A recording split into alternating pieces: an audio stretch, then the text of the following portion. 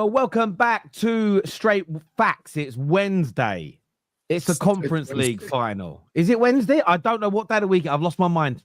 I've lost my mind this week. My head's gone.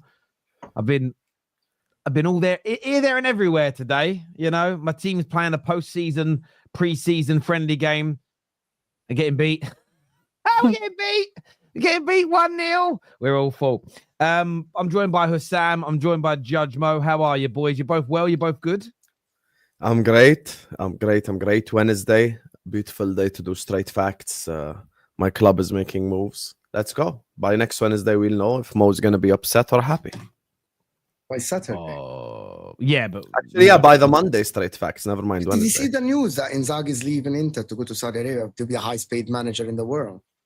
Yeah, what do you make of that? Is it a true story or is it a bit of bullshit? Yeah, it is. It is actually a true story from Italy that he's been offered a massive contract, 25 million euros plus 25 bonuses. You know what? I just made my peace with it. I'm all right with it. It depends. To be honest, one game will decide his legacy at Inter. It's either he's going to be a legend or he's going to be a serial bottler. That's what is going to happen on Saturday. Yeah, and if he just leaves for the money, that won't go down well in Italy, I don't think, leaving for that kind of money. That kind of money is a lot. Anyone would leave for that kind of money. Bruno Fernandes would leave for that. The only guy that never left for that kind of money is Mohamed Salah. That's the only guy who never left for that kind of money. Everyone else left. Who else didn't leave for that kind of money? Like, with all due respect. Yeah, I mean, no, there are some top players that have been offered money that didn't go Saudi. Top people I'm talking here. Okay, Kevin De Bruyne, was he offered a Saudi contract? It was never a concrete offer. Yeah, maybe. I think a few other big names had Saudi links, but I'm not too sure. Someone said in the chat Mbappe was making a lot of money at Real Madrid, who just got 100 million signing bonus, just signing bonus 100 million. I think that's it, though. I think some of the bigger players, it's easier for Mo Salah to say no when he's getting 400 grand a week. You know, it'd be very different if the offer was just 180 grand a week, I think. But Inzaghi, I'm a little surprised on because he's still at the peak of his powers. I get a little bit disappointed in players at the top of their game or managers at the top of their game that leave to go to Saudi. And maybe the people that watch that league find that a bit disrespectful. But I still just think European football is the pinnacle. So you're leaving the pinnacle. It's a bit like someone who's 28, killing it in the UFC, going, right, I'm joining Bellator because they've offered me a bit more money. It's not the pinnacle of the sport. And you're doing it in your pomp. But maybe money talks at the end of the day, though. I will say that, like, there is talk actually today that have you heard that Bruno Fernandes is edging towards this move to Saudi as well? Yeah. I think he should leave. There is nobody. And if the offer for Man United is 100 million, I don't think he should turn down this, to be honest with you. That's 100 million that can absolutely. How many players can you sign? At least 2 top players, like. You can get like an amazing player for 100 million. You can get a phenomenal player for 100 million. I think Man United should actually sell him. 100. You'll never get that money again. And it's not like, okay, so to be honest with you, Terry, it's not like Man United are winning the league next season. Like Liverpool when they kept Salah, they were like, we're trying to win the Champions League and the league. Man United aren't. Man United are in a rebuild, so that money will help, especially after losing on Champions League money. So I think that is a good move for both parties. Like if Man United next season were targeting to play in the Champions League or targeted to get like further in the Champions League, you can make that money from Champions League. But now so you're not even playing Europe. I believe that is, from a money perspective. I agree. I think United should just sell him. United should just sell him. He's a little rat anyway, and I can't stand them. But they're never going to get 100 million for him ever again. They're never going to get 100 million. 100 million is a lot of money for a 30-year-old. I think he's going to turn 31 in September or something, if I'm not mistaken. So he's going to turn 31 this season. So you're never going to get 100 million for this much money. So 100 million for Bruno, I mean, sorry.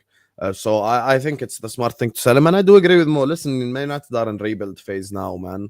They're literally losing to a Malaysian team or something right now. So, yeah, shit is real bad right now at Manchester United. So, in my opinion, they should sell him 100%. And I think they should just move on. It's better for both sides.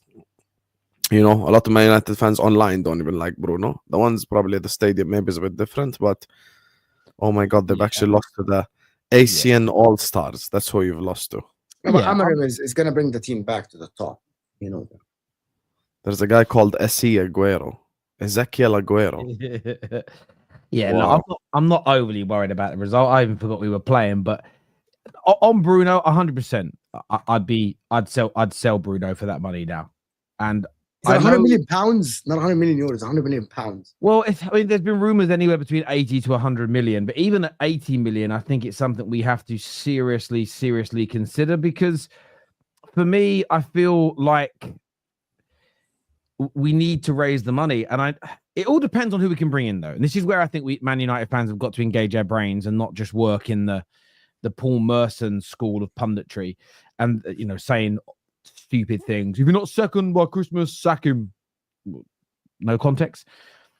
I wouldn't sell Bruno if we couldn't get adequate replacements. So a lot of United fans go, oh, if we could get Wharton and Belieber and Shirky, I'd do it. But what if all those players we've approached and have said no? Then I wouldn't sell Bruno Fernandes. You have to be really mindful of that. You can't be... Everyone we bring in this summer has to improve us. Every player... It isn't hard to improve on Garnacho. It isn't hard to improve on Højlund. It is hard to improve on Bruno Fernandes because he is delivered for us. So it's one of those things for me. I think it's really, really important for United. By the way, Terry is actually right. Mo, let me tell you something. Terry is actually right.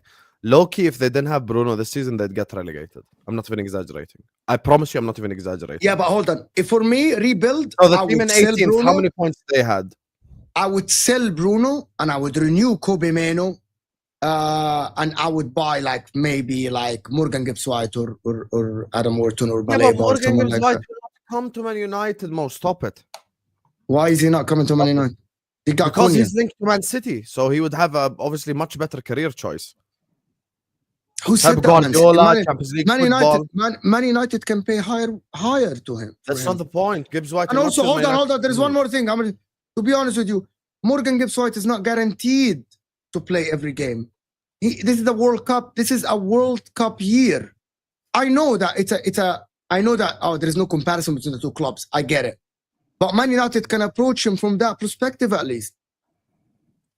Carry on. Wallah, that's actually That's true. There are No, literal that's Man fine. United fans in the chat agreeing with me. Mo, you have to learn how to stop. There is things to gaslight and things to not gaslight, okay? If you tell me Spurs are 17th, Man United are 15th, Spurs have Champions League football, Gibbs-White should choose United over Spurs, I'll go like, you know I never what? said that. understand. Wait, I'm saying I'll understand if you said that. Even Spurs with Champions League football, but not Man City, Mo. Not Man City. Yeah. But who said that? Man City are weighing their options between Shirky and Morgan Gibbs-White. It's not like Man City are set to get Morgan Gibbs-White. I and understand they're they're not negotiating set the to get deal. him. They are I not even understand they're negotiating not the set to deal. get him 100%. All I'm saying is, if you're Morgan Gibbs-White, you're getting a call from your agent. Oh, Manchester City might be interested in you. Yeah, that's, You ain't gonna. of course not. Yeah, But you of ain't gonna course. say yes to Man United in that scenario. That's it. Okay, so should he sit? Okay, so hold on. So should he sit at Nottingham Forest and say, okay, I'm not even gonna talk to Man United, assuming that Man City will buy me? What if Man City said, oh, we're going for Shirky? Yeah, of course, you should give a little bit of waiting time. Like, you So should at just least he should chill a talk little bit. So at least he should talk to Man United to see his options, right? Yeah, you should talk to Manchester City. But I don't think you should have Man United on table right now if Manchester City are interested. That's all I'm saying. But they aren't. Based on the news, they are weighing their Based options. on the haven't news, even they are spoken. interested actually because No, everyone's they are supported it. interested, but they haven't even like Morgan Gibbs-White is there. They haven't even negotiated. a Yes, fee. but that's because they're looking to sign a Like player Arsenal first in negotiating Rangers. Eucharist, Man United negotiating. Listen, Fabrizio Romano who said that Man United, Chelsea, Newcastle, Everton are already spoken to the camp of Delap. Like there is actually negotiation. So Delap had the options, and Fabrizio said clear, it's in his hand. He has to choose. That is fine. As of now, Man City are just interested in him. So should Man United try to go in and maybe try to convince him? That is. Look, I think Man United are working on some of these players. You know, as I was saying, I'll bring it back to Bruno. I am not adverse to selling him, but we have to know for sure there has or a certain level of guarantee that we're bringing in good quality replacements. You know, so if, for instance, Barada knocks on my door and says, "Terry, look, we want your permission, Terry, because you're the best Man United fan in the world." By the way, ladies and gentlemen, this is hypothetical. It's a bit of a joke. Take it seriously. Go touch a boob consensually. Go touch some grass. If he said, "Terry, you get the final say on this," and we said, "Look, we've got Wharton and Belieber and Cherky and Mboma all lined up if we get this 100 million for Bruno or a combination of those players, I'm agreeing to it. If you're sitting there and saying, yo, we found some championship player you've not heard of. We found some 17-year-old. He's currently based in Paraguay. We think he's going to be amazing. In the short term, I'm saying no, that we have to improve as a team, and there has to be a close to a guarantee. They need to be technically good. We need physicality, and we need to replace the goals. And the Mbomo news today was really disappointing because obviously we've been linked to him. We've started having talks with his team, but it's been very well documented today that Newcastle are leading that race. Newcastle are closer to an agreement. And it's gutting. So it's when you have days where the news and the story is like, United are close to coming to an agreement. Not close to coming to. When the news is United are pushing for this deal alongside Cunha, you think, great, let's go, guys. Let's improve the team. The next day you hear, yeah, we've heard that Newcastle are leading the race. That makes me less supportive of Bruno leaving because of that. And I feel like Man United fans are going to go through this a lot this summer. And it's okay to change your mind. There might be a few weeks where we look like we're getting some players. You need the money, though. No, but we do need the money. But if we can't buy adequate replacements, I'd rather keep the player. I want the money. Would you say Cunha is a Bruno replacement, objectively? No. I would assume Cunha is going to play in the 10, not on the 9. Yeah, he'll play on the left. He'll play on the left side. He'll play on the left side of the 10 primarily. But I don't think he's a direct Bruno Fernandes replacement. Otherwise, we'd be accepting this bid already. So I don't think I think the club I don't take everything the manager says publicly seriously. Some people do, some people don't. Some people like to, so they can hold him to account. He keeps saying, no, Bruno won't leave. I don't want Bruno to leave. Look, I saw Sir Alex Ferguson say that he wouldn't sell Real Madrid a cold, and then we took a £90 million deal. I actually prefer the manager to state that he likes these players, he's happy with his squad, he doesn't want to sell anybody.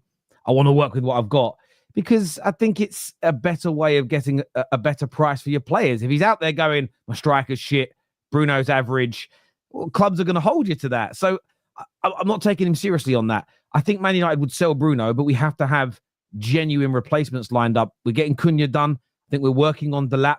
We're trying to sell players. There's a big story actually that's come out today, boys. I don't know if you guys saw it, that Barcelona are working on signing Marcus Rashford. Deco and the player's agent met this Wednesday morning in a hotel in Barcelona. That's come from some decent sources. I mean, if Man United, again, in the next week or so could raise 40, get that kind of almost guaranteed that £40 million. Let's see what happens with Anthony after tonight as an example. There's a Sancho situation. We're waiting on Chelsea. Are they going to trigger the 25 million option, or are they going to pay us £5 million to not buy him? Then we'll be putting him back out into market. So I think the club would sell Bruno if the adequate replacements were there. But it's not as simple as us just going out and buying 5, 6, 7, 8 players now and then having to look to balance the books. You've got to do a little bit of buying, and we're trying to do that with 2 players. But you've got to be prudent. You've got to be sensible. Yeah, and I know a lot of football fans do this bullshit of it's not my money, I don't care. That cavalier attitude for 12 years is one of the reasons that we're in a financial mess. We cannot advocate more of it. So, yeah, look, I would sell Bruno if the replacements made the squad better. Stand on that. Who, and I'm not wrong. I don't think anyone can say I'm objectively wrong. Who doesn't want their team getting better? You know what I mean?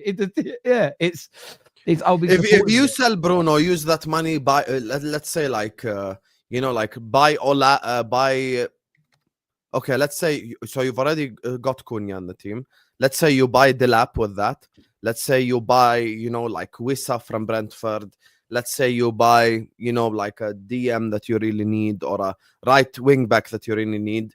You might not improve it through the 10 position, but you've improved it in the other areas, which will objectively make you better. Hold on, I don't understand this. I don't think Bruno, if they're getting Cunha and they're keeping Amad Diallo and they're going to get Delap, which is the plan, Bruno Fernandes is not a starter in the 10. He's next to Ugarte or Casemiro. Yeah, he's going to be in the 6. Yeah, I've already said this. So I think Man United should improve on that, because Bruno Fernandes is not great at the 6, especially next to Ugarte and Casemiro. Yeah, logically speaking. I think they should sign a 6 after.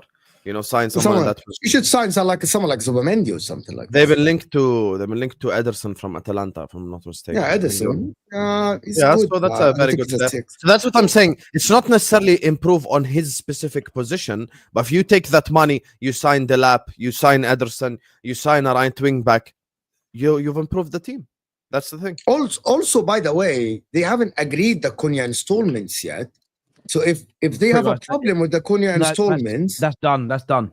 I just read today. It's not over yet. You still haven't agreed to pay you 2 installments instead of 4. There was a report yesterday morning that hasn't been agreed by Ornstein, and then 2 hours later he said that Man United have now met terms on the release clause. So you're gonna pay on 2 years basically instead of 4. Yeah, that's not been confirmed. What I read 3 days ago from Sammy McBell and somebody else is it's going to be done within 3. There's been a compromise. So they made a compromise between 4 and 2. They made a okay, makes sense. Yeah. So the money for Cunha is there already, regardless of the Bruno deal. Delap, we know, we've been like all of us here. We only talk about the news. Man United already have the 30 million to pay for Delap. Like if Delap chooses Man United tomorrow, we're gonna get a here we go, because it's not in Ipswich Town's hands. So Man United already have this money already. So now you get 100 million. You get listen, Arsenal signed fucking Zubamendi for 55. You can definitely scout someone like Zubamendi from the Spanish league for 50 or 55. You improved your DM next to Ugarte and Casemiro. You renew Kobe Meno. And now the other 50 million, you go and put in another 10 or you need a left wing back because I think Luke Shaw is not going to play. You need a left wing back. You can go and try to get a Robinson from Fulham or someone from that ilk, and you're good to go. And now you need to keep in mind something quickly, Mo. Man United don't need to focus on squad depth as much. They need to focus on starters. Why? Yeah, they have 1 game a week. 1 game a week. So even if it's like Carabao Cup, FA Cup, you can still like rotate a bit in there. But Dorgo's good enough for like 4 rounds. So yeah, I don't think squad depth is that important now. I think it's based on the reports, and Terry can actually inform us about this. Man United lost a lot of money, and as Sam mentioned on his stream on his channel, that this is the first year in like 20-something year that Liverpool make more money than Liverpool in the history. That Man United make less money than Liverpool. So that means Man United need the money. Not 150 that means you need the money. Your turnover is 150 million more than us. 700 versus 600. 700 no, the revenue. The revenue is 150 million. That's the biggest difference in history. That is an alarming thing, to be honest, about like the money. It's alarming, but expected. At the same time, though, revenue and profitability are different. For instance, so there was a bit. United have lost. We didn't budget to have Champions League money next year. No one sets their initial, but you have 2 different plans. So we're not going to suddenly have this black hole because there was a budget to not be in the Champions League. But for instance, Adidas will pay us £10 million less, and we lose from not hosting Champions League games at home. I think it works out about £20 million from hosting revenue. So you got 30 million there. However, there's like a 25% reduction in a large percentage of the squad's wages. So our current wage bill is about let's actually look at that number. And this is why fans need to not listen to the media on this as much. There is money going to be missing, but is it as bad as people think? I don't know. So we look at Man United's salary as an example. Why did I click on that by mistake? Sorry, boys. 1 second. So I just want to get the total amount as per what's on online. So it's currently sitting at annual payroll is 173 million. Okay. So what? Man City pay 400 and you pay 170. This is just purely on players. It doesn't include bonuses and everything else. But that's just the number this website said, right? So let's just use that as read for a moment. So we've got 173 million. It says here, if you're taking away 25% on average, you're talking about a 43 million pound saving on those contracts. So yes, Man United lose 10 million pound and 20 million pound through not having those home games. But if you're saving 40 million pounds on the baseline of salary, you're actually more profitable. PSR, FFP, how you spend money is based on profitability, not revenue. For instance, you look at Aston Villa, who have improved and they're increasing their revenue because they're spending 90% of their revenue on salary. They've got very little money to spend. So that's the issue with a lot of these articles is they give you half the story. Equally, match day revenue. You 20 million pound down on match day revenue not being in Europe. Yes, but those matches cost between 10 and 15 million pounds to operate. So you're losing 5 million. You're not losing 20 million. So yes, there's problems. Yes, we need to increase our revenue, but based on probability and now using a smaller squad, you can actually sell more and buy less, need less players. You can balance those books somewhat. And it's frustrating. Look, I know our financial issues. I've been one of the only Man United content creators to actually talk about the financial problems for the past 10 years at large. We need to spend. That's why I'm looking at and saying selling Bruno Fernandes could be a big bonus. However, I don't want us to sell him and then we replace him with dog shit, because then you're wasting that money and you've lost a player like Bruno. So I'm not saying I'm closed-minded against it.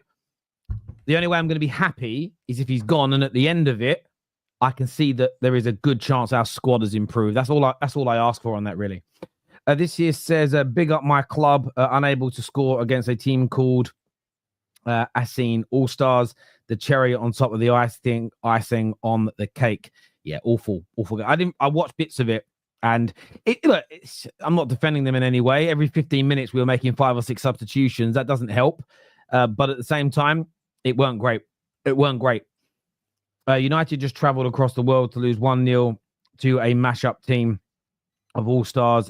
10 million con job in the works and still no trophy. I will say this, Jason, that's the only reason we're there. These post-season, pre-season tours, they're money, but you are getting your team ready for the season. These post-season tours, and all clubs have done them. I've seen City do them, everybody.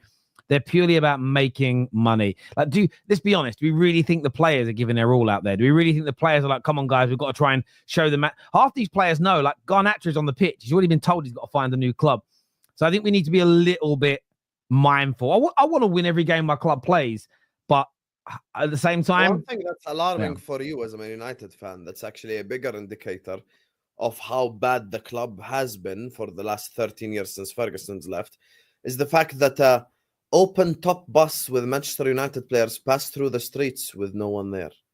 That's the alarming thing there, because there wasn't the amount of fans around the top bus parade would have been a lot different 15 years ago. It would have been streets full and everyone like, hey, Man United and stuff.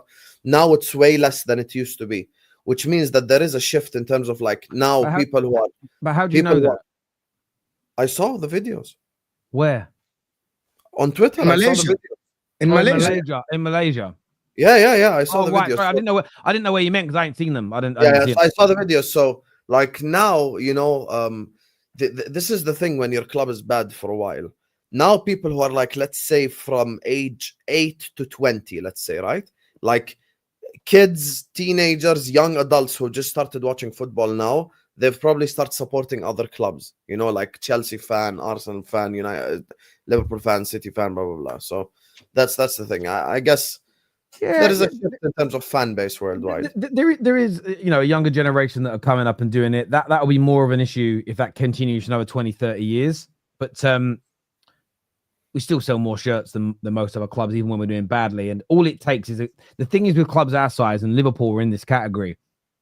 If next season we have a decent year, come 6th, but start playing good football and scoring goals and being entertaining, you'll see the numbers all shoot up. Because even fans in England, this isn't an international fan thing. People don't remember that in the late 80s, early 90s, Old Trafford wasn't selling out. And it was a much smaller stadium. Fans switch off. And this is the thing with the calling international fans and calling non-local fans like glory hunters. You see this even at the lower levels. You see... You sort of see the volume of applications from a team that, my Coventry City, best example. Coventry City is the best example. Great, but even my brother's team, Leyton Orient, when they were going down through the leagues and they got relegated because their owner screwed them over, they had some games where they struggled to get 2,000 people there. They go to Wembley and 35,000 people buy tickets. There is an argument, and all these things are scalable. Hang on, if you can sell 35,000 tickets for a Wembley game, where the fuck are all you? You're only selling the stadium can't even fit that amount in, but there's 35,000 of you that want to turn up to a Wembley game. Where are you all every other game of the season when you could max out your stadium, maximize revenues, buy better players? I think every club has that sense of glory. But we were content creators. We saw this year when certain teams' seasons fell off, when certain teams stopped winning games. Chelsea. you wouldn't see fans online. You wouldn't see people like there was a Spurs fan. I saw Will, who's been missing for. Hopefully, he's not been ill or anything like that. So pray to God he isn't. I didn't see that man for 4 months. Spurs win a trophy. He's back out on the parade. So the point of he's back out. Fucking hell. Is he like a bear? Has he been hibernating through winter? It's one of those things for me. Fan bases do it. English fans, American fans, Malaysian fans. It's just it's the nature of the beast, you know. Even like today's game, like even if I'm annoyed we lost. If we won, it wouldn't have felt like anything. Do you know what I mean? Yeah, but like here's the thing: these are the things that United fans will claim make United a bigger club than Liverpool. And if there is a shift now, then the argument becomes like very weaker because now we make more revenue. And actually, checked yesterday, we sell more shirts as well. This is what happens in a short space of time when things go wrong. But if you want to claim it that you're bigger now because of that, then you have to admit for the past 30 years that we were bigger. But you guys argued against it for 30 years. So at least admit for the last 30 years we were bigger. If the revenue, I don't claim that's the reason why a club is bigger than the other club. Okay. I'm saying that's the like when people do have those conversations. For me personally, I think Arsenal are bigger than Chelsea. You want to know why? Because Arsenal have more trophies. I don't want to bring anything else into account. Yes, of course, you need to look at quality of trophy, etc. But as an example, Liverpool, Man United, 20 league titles each, both dominant in certain eras. So, like, United dominated 90s, 2000s, Liverpool dominated 70s, 80s. But we got 6 Champions Leagues, you got 3. So I think that tips us over the edge. That's it. It's very basic. The thing is, though, is that you... How do I say this in the right way? Where I disagree with you, if City keep winning trophies and catch Liverpool and Man United, I still don't think globally they'll be bigger than us. No, they'll definitely be bigger than us. I think they will be bigger. No, I don't think so. I still think we'll have more fans. But I'll give you an example. You guys had 1.5 million people at your parade Monday. Yes. Had you had won more league titles in the last decade where fans were allowed to go, this parade may not have been as big. It's because it's the first one that you guys have had in the better part of 40 years. That's why it was so much bigger. It isn't because suddenly you sprouted new fans. It's because so many fans came out. I think that is a part of it. I'll be honest with you. I'm not even exaggerating, Terry. I really think there's people who became Liverpool fans in the last like 6 years. I swear. No, I don't think it's because they've become Liverpool fans. I think this is, again, as an Englishman saying this, where football is not just our favorite sport. It's culture. Everywhere you go, you get into a taxi, you go to work, you're on a train, you get into conversations with strangers. You know, most like American friends of mine, they're like, I love it when I'm in England because everyone talks football. Over in America, it's hard to bump into people that speak football. And I'm not saying every country's like that. But the reason I know lots of fans of big teams who, when they've gone through bad moments, they switch off. They, to a degree, stop supporting. How do we know this? Most of our clubs, when they've gone through bad times in their history, the stadium hasn't even been full, shirt sales drop. When a team starts to do well, people come back. People come back. You have your diehards. Every club has this group of diehards. Same as our YouTube channels. You have certain times. You go live any time of the day. There's certain people turn up in your live comments. Come rain, come shine, they're there. When there's massive news, you get more views. That isn't because they're not your viewers and subscribers. It's when are they active? When are they actually supportive of the channel? When are they actually watching YouTube content? Football clubs are the same. Not everybody is my brother always says this about his own club, Orient.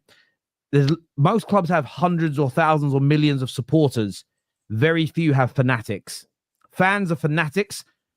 Man United could go down to Conference North. There is a good 40,000 Reds that will still turn up to every game.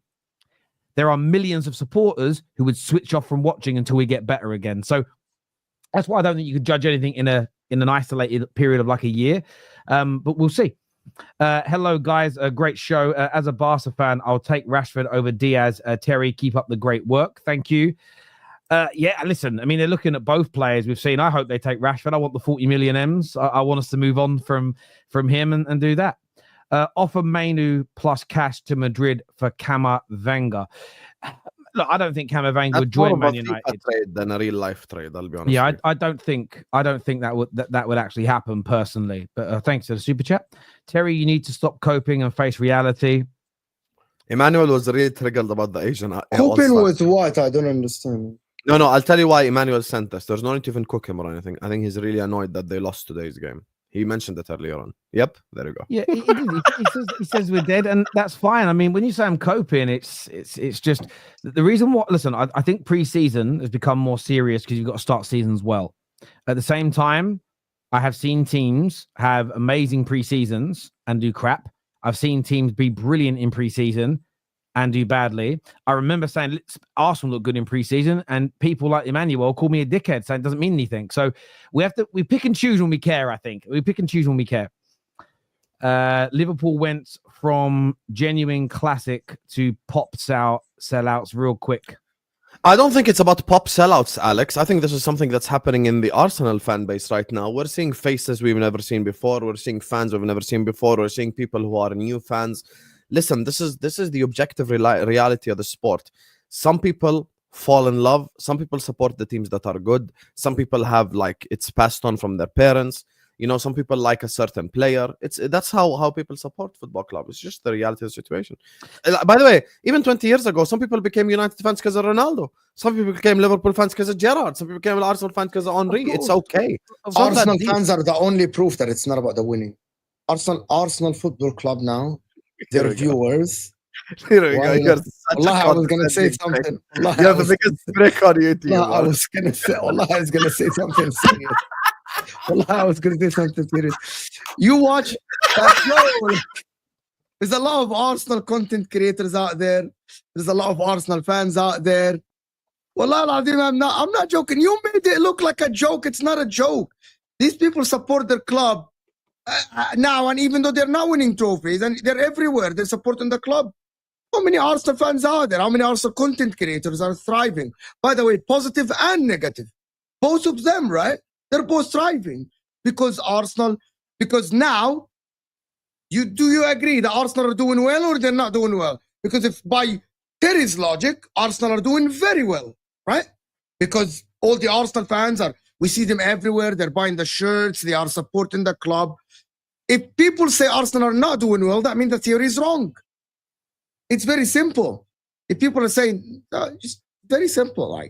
I don't think it's all about that. You support through thick and thin. I know, it's funny though, because on Monday's Straight Fact Show, it's a great point. On Monday's Straight Fact Show, on Top 6 show last week, I asked Dubes, the Chelsea fan, this question. Because I'm trying to figure out whether fans really think that trophies are all that matter in football. So I asked Dubes this question. That we all agreed that the Conference League is not as big a trophy as the FA Cup. You would all agree with that, right? Yes.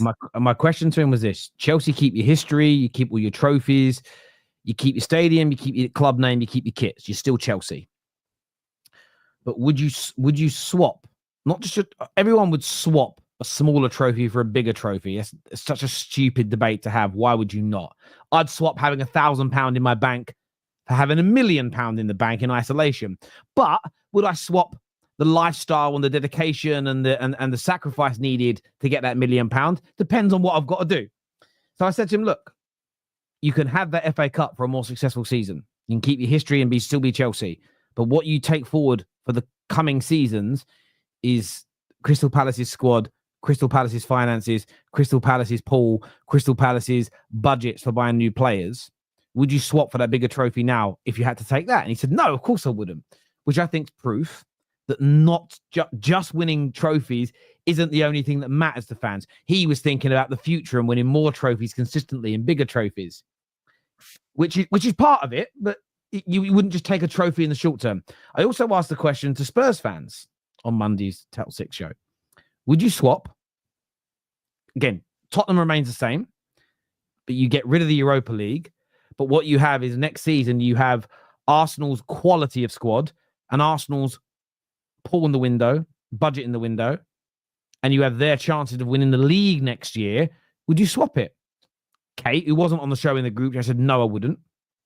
Henry Wright said, yes, I would. He'd give up a trophy in the pursuit of a bigger trophy. Interestingly, what Kate said to me is, and her husband, they were voice noting me, they said, we wouldn't do it because what we don't want to miss out on is the journey from going from being a bad team to a good team. We want to experience that growth, which was great because this is what I'm looking for. Are trophies are trophies the only part of football that matter? And I think there's something we all want to achieve, I don't think they are the only thing we want, or we don't only want a Carabao Cup. We don't only want to just win this trophy here and there. We want more consistency. Some people don't want that without the journey that comes before it, as an example. So I always find it is an interesting conversation when it comes to Arsenal, because they have done very, very well to go from a team out of the loop, not in title races, to being in one. Now they've got to become a team that's done fantastic, brilliant, becomes a great team by winning these major trophies. And I think that that's the next step for them, for me personally. But I tell you something for real about this. If you consider yourself a big club, the only two competitions that matter are the Champions League and the Premier League. Everything else, if it means regression, doesn't matter.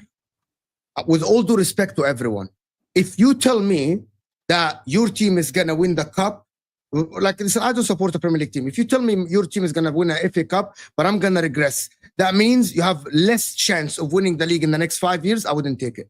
The only trophy that I would take for that is the Champions League, because that is the pinnacle of football. And of course, winning the Premier League is the pinnacle of being a good league team. Anyone that tells you otherwise don't consider themselves a big team. Anybody. That's it though. But this is why I think it's an important conversation. And the reason why I thought of my dog, it's my bag. I thought I'd kick my dog in the head. It's a bag. The reason why I think it's a really important conversation, I think, and we are responsible for this as football fans, and I think we started this conversation, not us three specifically, but us as fans. The media are now compounding this, and I don't like it. This idea that every club and every team and every fan is a monolith.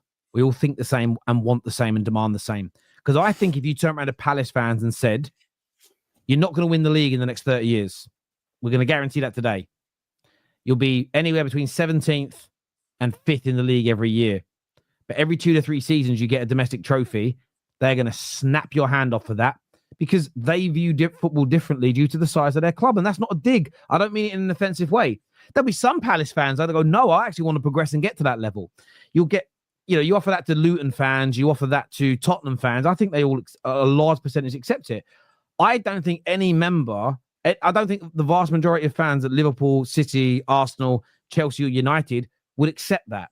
And that's why when it comes to talking about standards and what the most important thing in football is, I don't like it as this reductive notion that just winning a trophy is all that matters. No, I want to be in league title races. I want to be consistent in the league every year.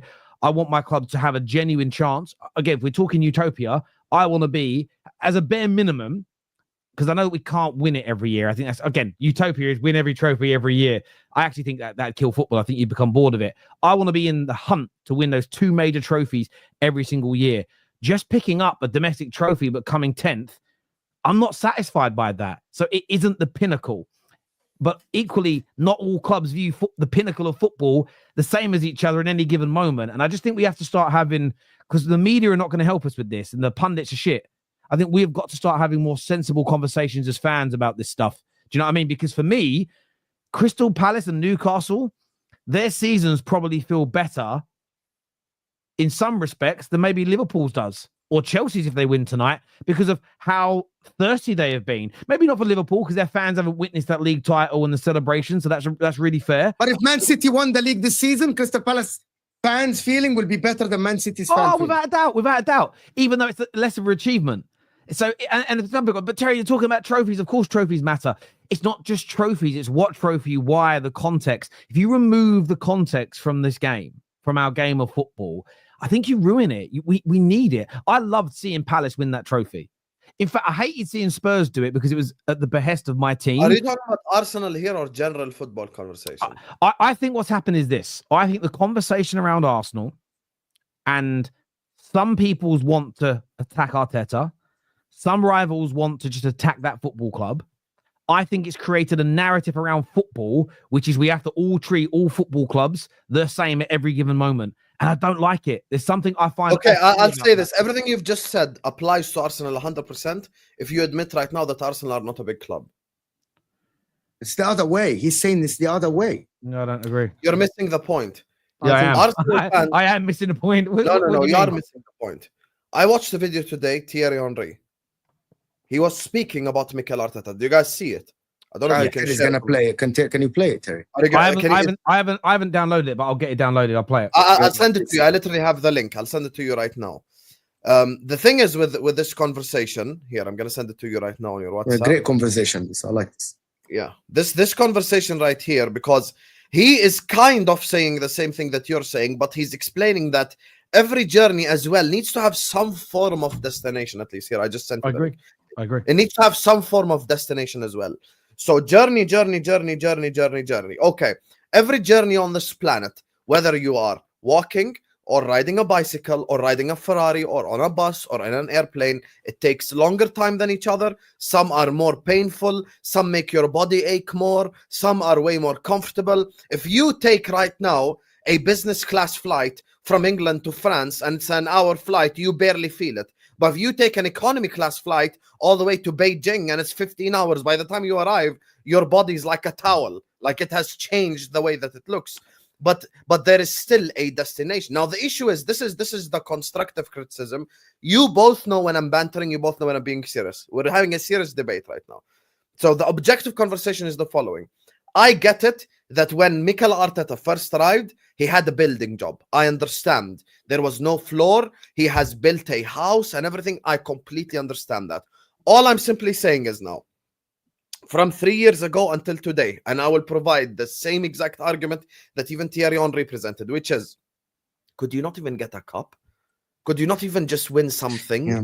Could you not even... I'll take you back. Hear me out. Hear me out. Hang on. Let me play the clip. Can I just finish that quickly? Okay, very I'll quickly. just say one thing before I forget, and then we'll play the video. Just one thing. 3 years ago, Arsenal were in the Europa League, got eliminated by Sporting Lisbon. Let's say they won that Europa League. Last year, they got into a title race, didn't win it, no problem. This year, they got into a title race, they left with an FA Cup. Yes, Arsenal are a big club. Yes, they're a gigantic institution, but it does not, it still softens the blow, because an Arsenal fan in the chat right now would be like, at least we won something. I agree with you. See, this is where I agree with everything you're saying, and I bet I agree with what Henri says. The point I'm making is that if Arsenal had won the League Cup this year, the vast majority of Arsenal fans would not have their thirst quenched in the same way Luton winning it would feel, which is why the statement of winning trophies is all that matters lacks context. I think Arsenal now just winning a Carabao Cup, I don't think that's good enough for them as a collective. It will soften the blow. It'll be better than not winning anything. Yeah, they are demanding that major trophy. Let's take a look though at what Henri said here. Let's take a look. Listen. What do you think of the current Arsenal situation of sort of 6 years now, 5-6 years without a trophy, but they're building and they're sort of getting better each time? That's a tall building now. The building is tall. There's a lot of the building is really tall. It's, you know, that's big. So I always talk to Wrighty about it. Look, I'm not going to pretend I'm an Arsenal fan more than him or a guy that was born and raised as an Arsenal fan. But I understand. At the very beginning, you arrive. And by the way, we won the Cup 2020. Yeah. Mm-hmm. Yeah. 3 years, and Roy can tell you, you also coach. You're in a situation at the beginning where it's not your team. You need at the very least 3 to 4 transfer windows to be able to change everything that you want to change. Get rid of the guys that are on a good contract, that don't want to leave, that maybe don't like the way you play or you don't like the way they play. So it takes time. Whether we finish 8th, we were not great. You have to give a manager time to be able to implement what he wants to do. So 3 years. Now, the last 3 years, we've been in a situation in Arsenal where we should at least bring a cup, whatever it is, or a final. Man United played 5 finals in their last 5 years. The United that everyone loves at played 5 finals. In the last 3 years of building that building, you didn't reach a final. So I do understand when people ask the question, surely you should have compete for a trophy, being in the final. This year we didn't compete with Liverpool. I don't know what people think, but we didn't compete, not once. Again, I don't... Do you know what's really interesting about that? And this is what I mean, though, about it being about clubs. I'm seeing United fans in my chat right now going, he's speaking facts. These are the same Man United fans who won't give Amorim 3 to 4 years. So is he speaking facts? Or are you picking and choosing what parts to pull on to attack a rival? That's the only thing I'm going to say about that, because I agree with everything Henry has said. It's why I turned around and said before, the Arteta outers can claim all they want. They were right. They weren't, because Henry's on my side. No, Henry is not saying the same thing as you. He understands that they needed a rebuild and you should have had patience in that time. Now is the time to have less patience because it's been built. The money has been spent. Teams like Man United, teams like Spurs, teams like Palace, teams like Newcastle are starting to get to finals and win trophies, and Arsenal are not. And if people watch my match reactions, if people look at what I've said about Arsenal 2 seasons running, you've got to judge Arteta now on winning those trophies. You compartmentalize the rebuild and making them competitive and getting them back to a very good standard in the league. That absolutely exists. The other part of the conversation we've had, though, and I do think it's a good conversation, is just winning a trophy. Now, we take the Arteta outers as a demographic of people. Some of them will go, if he wins me a Carabao Cup, I'll get off his back. He's a winner. I'll accept it. And that's fair. At least they're being consistent.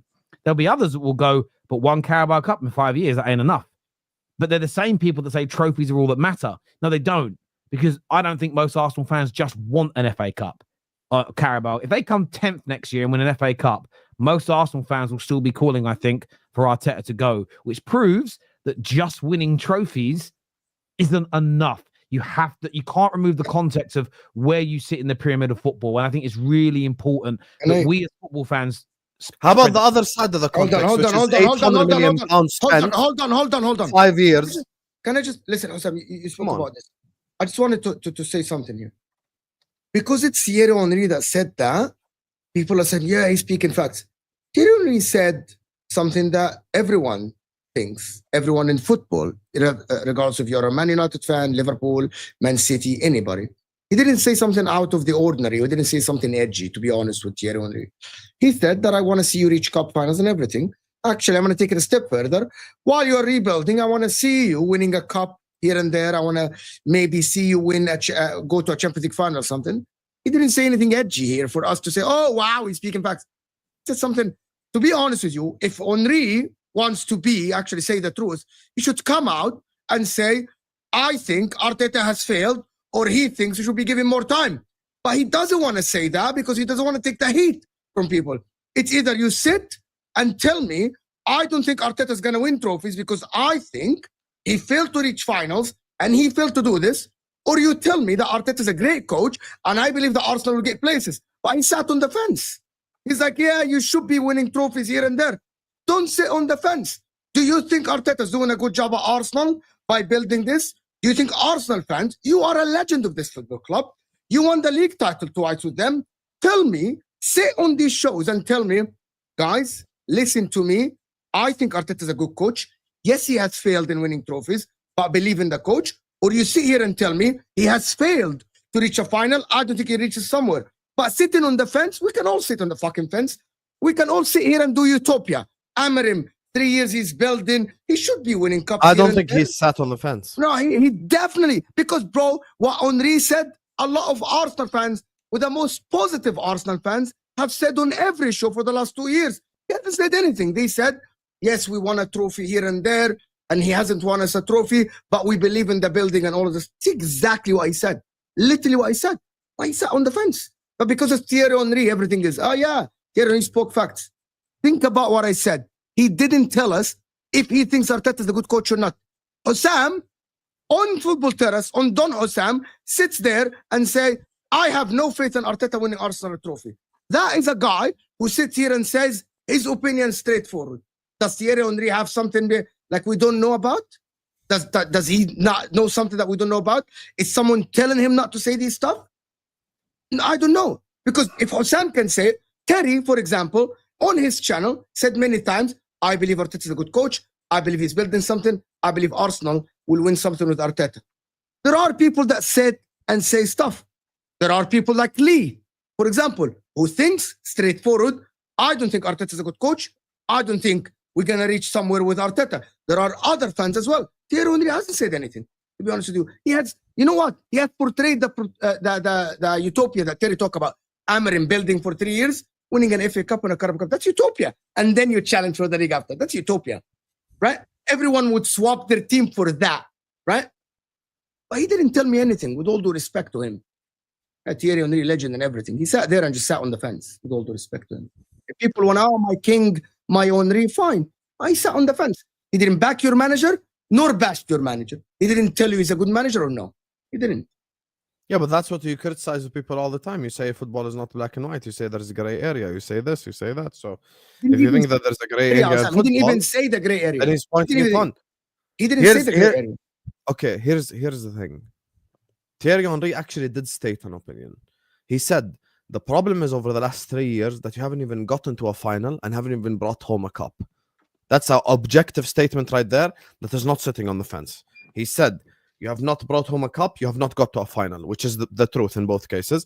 And at the same time, that's not an opinion. That's a fact. Yeah, it's a fact. And at the same time, you have not won the Premier League. So you're saying he has not brought a fact. Anybody, they could have brought a kid from the street who would have stated the same fact. Yes. What I would say is this: I've only seen the clip. I haven't watched the show. What was the context? Why did that come up as a conversation? Was he asked the question, "Do you think Arteta is good enough?" Or were they talking about giving managers time? Like, what was the context of the conversation? I didn't watch the show. I just watched the clip. I didn't watch the show. I just saw the clip. I watched the clip with you. Because anyway, the clip doesn't need context because he's saying his opinion on Arteta at the end of the day, which I agree with as well. It made it a little, but listen, I get where you're coming from as well, though, Mo. And I think, no one person, though, has been right about Arteta. Every person has got some bits right and some bits wrong. And I mean that. So some will say, I said he'd never win the Prem. Yeah, but you also said he'd never get into the Champions League, never mount a title charge, and never win a trophy. And he has done those things. Some have said, guarantee you within 2 years he wins the Prem. 5 years later, he hasn't done it. But you did say also that he'd get into the Champions League and make you compete for a league title. That the issue with the Arteta conversation is a lot of people want to claim they were right. And they want to ignore all the L's they've taken along the way. It's a very hard conversation to have. For instance, when I said they were scary 3 years ago nearly, all I said is they become title contenders. The amount of time I get thrown at me, you said they'd win the league by now. The only time I thought they'd win the league is when they got 5-6 points clear in that first season. Last two campaigns, I haven't predicted them to win the league. And I'm telling you now, as far as what we've seen so far, they are not my pick to win the league next year either. So to put that out there very early, it's Liverpool. Same here. But people in the chat are like, oh, Mo, why you're... He stated facts. I agree with him. Arsenal should have won a cup here and there. And I stated that. Mr. Mo, I'll ask you a very simple question. Yes. Tomorrow, Arsenal announce Antonio Conte. Are they going to win the league next year? I think that increased their chances of winning the league. Than Arteta. Yeah, I can't guarantee. Nobody guarantees the league. I can't guarantee you if we signed Verts, Isak, Rodrigo. Exactly. But you asked me a straight question. I answered you. Do you believe is there a better manager that joined Arsenal tomorrow? Arsenal will have a bigger chance. Yes. Yeah, 100%. Yeah, I agree. With Antonio Conte, I'll answer it directly. If Antonio Conte joined Arsenal tomorrow, they could. No, I mean only more than they could. They'd have an amazing chance of winning the league. I wouldn't say outright favourites because Pep and City and Liverpool are here. Yeah. They'd have an amazing chance. Say they won the league, though. What I would say is this. There's also the possibility that a year or two afterwards, they're in a bit of turmoil again. So, and he leaves. So this is the thing with, again, I said just winning a trophy is important. Again, if we paint hypotheticals for people to make them choose. Antonio Conte can join now and you win the league, but he leaves you in 18 months after that and you're in a bit of a mess. And you don't know how long the recovery time is going to be. Do you take that risk to win a league title, or do you want a closer guarantee to stability? That's the issue with a lot of these conversations. Conte. I would take Antonio Conte if I'm an Arsenal fan. I would. Same. I would. If my club was, you know why? Arteta has won. I'm gonna answer you. If Arteta has won a league title before with Arsenal and he hasn't won it for 4 years, at that time he has proven that he can win a title before. At the current moment, maybe this journey will not end with the title. But if you're telling me that there's a higher probability of a manager that wins Arsenal league title. And this is why it's always worth to have a conversation and be fair. Some people in the comments right now are saying, no, I wouldn't take the turmoil. Others are saying it's worth the turmoil. For me, I would look at it, and if my club was in Arsenal's position and go, I would risk the potential turmoil, knowing that another manager could probably come in and restabilize it really quickly if we've got a team that's capable of winning titles. For instance, Conte gets a lot of praise for what he did at Chelsea and what he did at Napoli, and he deserves it. Fantastic job. But he did take over two teams that only the season before were champions of their country. It's not like he took over a team. So I think Antonio Conte taking over in 2020 would not have done with Arsenal what he did with Chelsea and Napoli respectively, because the squads are very different. I think he's fantastic at taking over teams that are in and around it. Might have had a little bad period and need an arm around the shoulder and need someone to make them feel $1 million. Arsenal are in and around it. But Arsenal are already in and around it. Exactly my point, which is why I think if he went into Arsenal now, if I was an Arsenal fan and someone said, would you take Conte now to win the league? I would personally say yes. At the risk of it going funny in an 18 months, 2 years time, I would take the risk, because I think if Antonio came in now, there's a massive chance with the way Arsenal play football that he could get you over the line and win you that league title. There's a massive chance that he Saliba and Gabriel and Timber, Calafiori, Miles Skelly. My man is breaking the Jose Mourinho record. He might be the one to break the Jose Mourinho defensive record. But this is the thing, it's always worth a conversation. And my problem with a lot of the Arteta in and Arteta outers is there's no longer a dialogue. It's either just bring me anybody, he's shit, anyone will make us win. I think it's crazy conversation. Or there's no one better, there's no point talking about it. I don't like either of those conversations. I think they're bad for... My man Max yesterday said I'll take Glasner over Arteta because he has won with Crystal Palace, the FA Cup. And I'm like, what, bro? And he has won the Europa. He won the Europa League. Shout out, Max. He won the Europa League with Frankfurt. And I'm like, sometimes you just have to think about it objectively. Will Glasner make Arsenal better than what Arteta is doing now? The answer is most likely no. So you don't do that.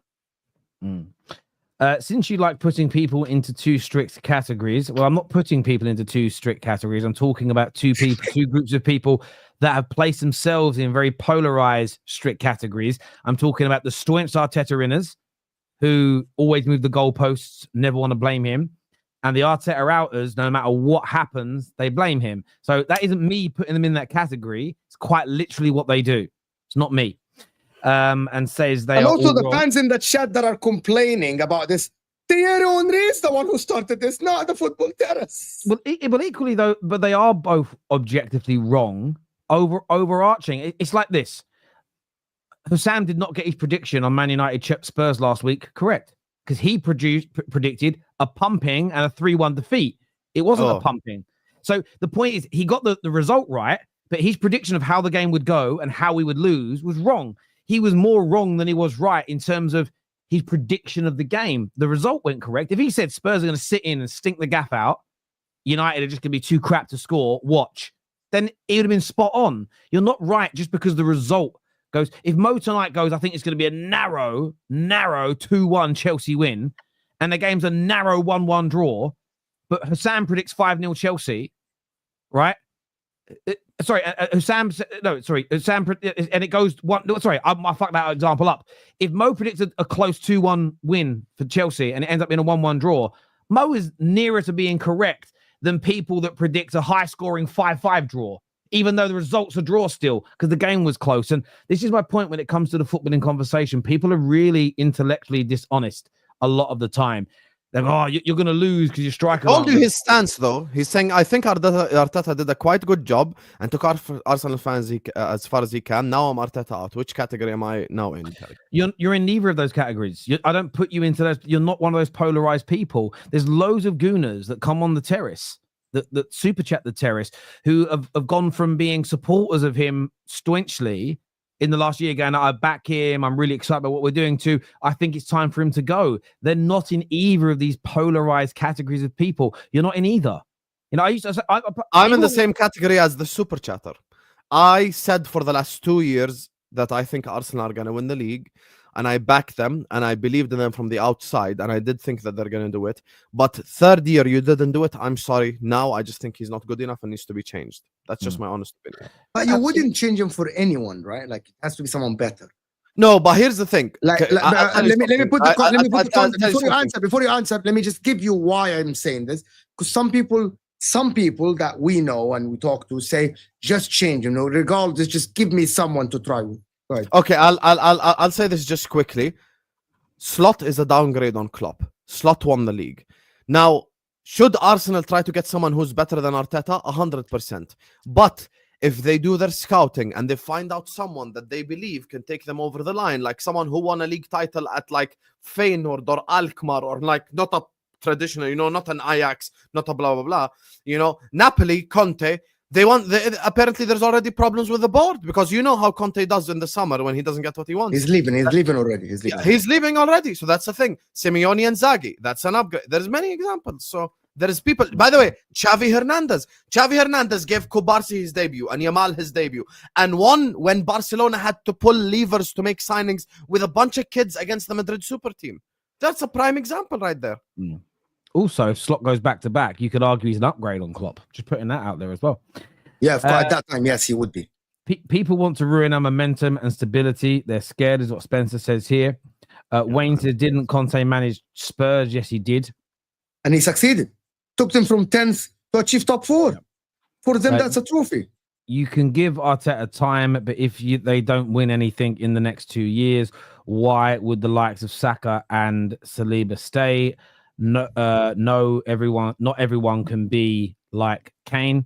I think Arsenal don't win anything. Saliba's gone in the summer. Fair point. Arsenal have spent the second least since 2019. Our spending has been overwhelmed. That is false. Exactly. I opened new tab, transfer market. Arsenal have spent the 5th most, 955 million euros, which is 792 million pounds. The second. He means the second least of the top 6 teams. So that's the definite definition. Okay, you're saying second least of the top 6 teams, but Liverpool have won 2 league titles the last 5 years, have spent the 11th. Yeah, but that has nothing to do with this with this super chat. No, but it debunks his point. How can it not have nothing to do with his super chat when it debunks his point? Liverpool have spent the 11th in the whole league in the last 5 years. Oh, so you're less than Arsenal as well. Bro, we are 11th. Yeah, but are you counting that from when Arteta took over? Exactly, 1920, literally. Hang on, but your starting point from 1920, you already had a title-winning team then. What did you spend from... If you got to go 5 years back from Arteta, how much did you spend in that period to win the league? Yeah, but that's a false measuring stick even to deter Arteta down with. I'll tell you why it's a false measuring stick, because Arteta wasn't there. So I will not use the money that he did not spend against him. No. I'm asking you, how much did Liverpool spend before they won their first title? I think around maybe 300 million, something like that.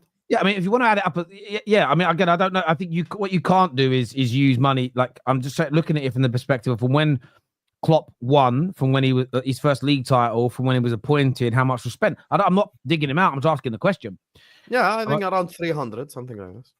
Hang on. How are any one of you giving an opinion based on a clip if you don't know the context? How can you definitely say he is on the fence? Because I don't need to watch an hour and 40 minutes of a video just to know Henry's opinion on Arteta if he states it clearly. He said it's a tall building, which means he's talking about they've been building for a long time. He stated that you should have brought home a cup or got to a final. It's very obvious opinion. It does not need context. Terry, the issue is fans trolled Poch for being in 3 Premier League races and he won nothing. Also called Brendan Rodgers, who won an FA Cup, a bottler, but the same people defend Arteta and scrutinize him very, very limited. But I have the same scrutiny for Mikel Arteta. I've criticized him. Actually, that is a wrong super chat. That's a wrong super chat. Poch is actually praised very highly. Sam mentioned this yesterday as well. I'm quoting him. That's why he got the PSG job. That's why even when he failed the PSG job, Chelsea got him. So actually, Pochettino did a great job with Spurs. And I'm not saying that Arteta did a great job. I'm just saying that Zayn, that was wrong. The super chat isn't wrong. He's saying that people trolled him, not the super chatter. I praise Poch for where he got Tottenham, but I felt that he bottled a lot of big moments. End of the day, Arteta did win an FA Cup, but I've also criticised him. For instance, this year when they got knocked out by Man United, I criticised them. I've criticised Arteta loads. Go find the titles. I've called them bottlers. I've said they've lost their nerve. I've said the same things. Yes, I call Brendan Rodgers a serial bottler. When he won the FA Cup, go watch what I said on the match reaction. I changed my mind. I literally said it. So again, Zayn, I am not accountable for what other people do. Those people, yes, are fools. But I will always change my mind if somebody proves you wrong. Proves me wrong. It's as simple as that. Yeah, let's move on to this one here. What's wrong with him being given a final chance with a better director of football? Again, nothing, objectively nothing. Some people will be annoyed by that. And I think it's, if you want to give him another chance, absolutely. But there does have to be a point. And I've judged him the last 2 seasons purely on the trophies that he has won. Compartmentalize the rebuild. I'm judging him on that. It's not for me to say whether he should be sacked or not. Years ago, I was saying that he should have been sacked, and I learned a lot more about football. And I understand now, with looking back with education, why I was wrong for saying that in that moment, because he was helping to rebuild the club. Now is a different scenario in a different situation. Equally, the man that takes over from Arteta shouldn't be given the same amount of time to build the club, because he's taken over a team that's already competing for league titles. So the timeline of success should be shorter. I know Slot won in his first season, but Slot should never have been given the same amount of time Klopp did to win his first trophy, taking over a team that had been winning serial trophies for many, many years. You have to, and competed for league titles. It shows your consistency. We have to stop like removing the game state of when a manager takes over. Taking over, taking over Man City at the end of next season is a very different scenario to when Brendan Rodgers took over at Liverpool. The landscape of both clubs, Brendan Rodgers came in only a couple of years after they nearly went bankrupt. They hadn't challenged for a league title in years. That is going to be very different taking over City that in this last few years have become the biggest revenue generator in world football. It's a very different landscape, and we have to stop removing that. Mikel is as good as a manager as much as he is a failure. Undoubtedly, he has done amazing, but he's amateurness seeps out too often. Could win, could not. I think that's really fair, Abraham. And Abraham is someone that I would say 18 months ago was like, I'm behind this guy. He hasn't delivered. His mind has changed. That is a sensible, level-headed Arsenal fan right there. What do you think? I mean, I get called a simp just for not calling him shit. That's the irony in it. Even though I criticize him, I just don't use hurty words. What do you think about Arteta if he wins the league next season? Finally. Then he's proven to be a winner. Winning a league title don't mean feat. He's proven to be a winner. If he then goes on to retain it and wins multiple, he goes on to be a great Arsenal manager and a very good a top-level Premier League manager, especially if he goes back-to-back. Do you know how many managers ain't done that? So, yeah, I think people's opinions will change. Some will kick the can down the road and say, yeah, it took him too many years, but look how much money he spent. But of course they're going to do that. Arsenal is the first team I've ever seen where the ops want their manager sacked because they care about Arsenal. Correct me if I'm wrong. It's a great point. Can you believe the state of our club, Terry? Can't even beat the All-Stars. Atrocious. Yeah, terrible performance today. I agree. This here's some patches. Big up, Tell, Mo, and the Sam. Hope we are all good. Favorite show of the week. Looking forward to the post-season content. Big up yourself, bro. I appreciate that, Patrick. We'll come back to the super chats in a minute. Sorry, we'll go to this one here. Well, we always claim that trophies is the metric of how big a team is. You are the one who used fans and followers as a metric. Now you're losing that too. And that's all of those things play into it. And it's fine. I'm not really worried if people think their club's bigger than me. I'm more concerned about what they use as the rationale. And then knowing that 5-6 years ago when it was the other way around, they said that didn't count. And I like more seeing people change their stance on these things. Mine isn't changing. And if over the next 5 years it's proven that Liverpool have more fans than us and they're a bigger club, then I'll just go, yeah, they're bigger now. I'll admit it. What I won't do is say none of those things count. And then when it goes in their favor, go, see, we're the biggest now, and then change their tune. I wouldn't do that personally. This here from Guna Dan, sorry, says it's simple. We are in a position where a disappointing season should be damned. We've only won the league. Disappointing season should be damned. We've only won the League Cup. Arteta has question marks that maybe he's just the Brendan Rodgers of Arsenal, and that's also fair. Very fair. Nothing wrong with sitting closer to the middle like Henry. Being polarized for the sake of it is a toxic social media and political thing. I agree. That's why I defended him. That's a very, very good point. Love Henry, but we're right on the doorstep. It's just you are very close to winning.